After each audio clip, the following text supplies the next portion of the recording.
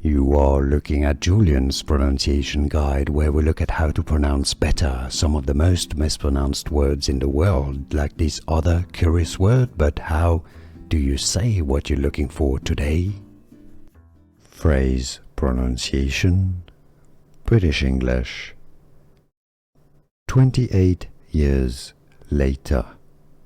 28 years later.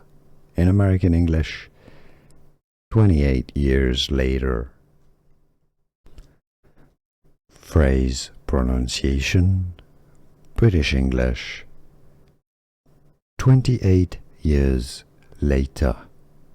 28 years later. In American English, 28 years later.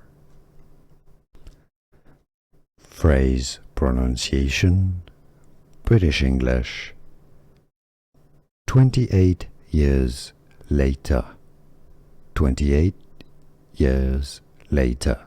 In American English, 28 years later.